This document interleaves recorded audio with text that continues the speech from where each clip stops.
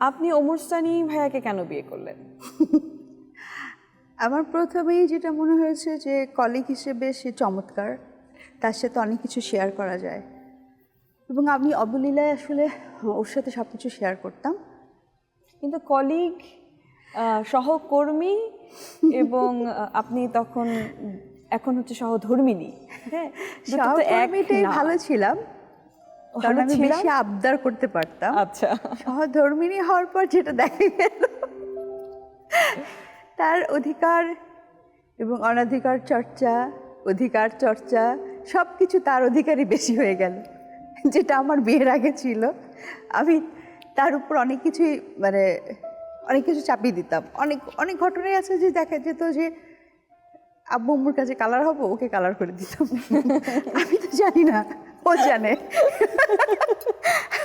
তখন আব্বু বলতো যে বাহ, আমার মেয়ে কত ভালো, আর ও হচ্ছে এত ভালো। ও যদি জানতো যে আমি এটা বলেছি, ও আচ্ছা এটা বলেছে, আচ্ছা আমার উপর ক্ষোভ নিয়ে থাকবে, তার কিন্তু মানে সে কিছু বলবে না। আপনি বলতে চাচ্ছেন যে সানি ভাই হ্যাজ চেঞ্জড আফটার। এটা সব ছেলেরাই হয়, এটা আফটার টাফটার বলে কোনো কথা না। বিয়ের পর সব ছেলেরাই চেঞ্জ হয়। তারা মনে করে ও আমার বউ, আমার কি না, এখন ও আমার শুধু, পৃথিবীর আর কেউ কারো না। আপনি বলতে চাচ্ছেন যে সানি ভাই ডমিনেটিং? ও সবসময় ছিল এটা, বাট ওর চাইল্ডিশ অনেক।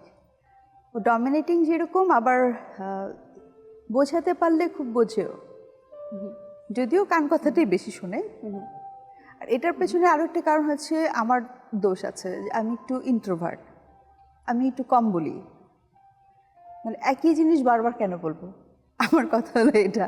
আর ওর কথা হলো আমি বললাম না তো, তুমি বললে তো, তোমারটাই নিয়ে নিল। ওপি বলছে, ওপি বললো তো আমাকে এটা। আচ্ছা ওপি বলছে, ওপি ভুল বলতে পারে, কারণ নিজের চোখে দেখেনি। আচ্ছা ও তোমাকে এটা বলছে, ঠিক আছে, আমি তো এটা দেখছি, আমি তো দেখে তোমাকে এটা বললাম, তো আমারটা বিশ্বাস করো। ওপি আমাকে বললো তো। আপু আমার বুঝছো? এই যে সে অন্ধের মতো ছোটে, এটাকে থামানো যায় না।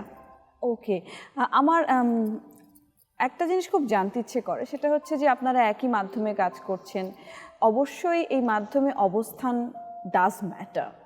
হ্যাঁ, কে কোন পজিশনে আছি, কার পপুলারিটি আসলে কতটুকু, এইটা নিয়ে কি কখনো আপনাদের মধ্যে পার্সোনালিটি ক্ল্যাশ হয় বা হয়েছে? এখানে আসলে হওয়ার কথাই ছিল, আসলে কেন যে হলো না, এটা একটা চিন্তার বিষয় হয়ে দাঁড়িয়েছে। হলো না, সেক্ষেত্রে আমি বলবো যে এই 20 বছরে এই যে হলো না, তার জন্য নিশ্চয়ই কোনো না কোনো একজনের একটা কম্প্রোমাইজ বা স্পেশাল কনসিডারেশন আছে। আসলে একজনের জন্য তো কোনো কিছু হয় না, আসলে দুপক্ষরই প্রেজেন্টেশনটা, বুঝতে পেরেছো তো? প্রেজেন্টেশনের উপর অনেক কিছু ডিপেন্ড করে।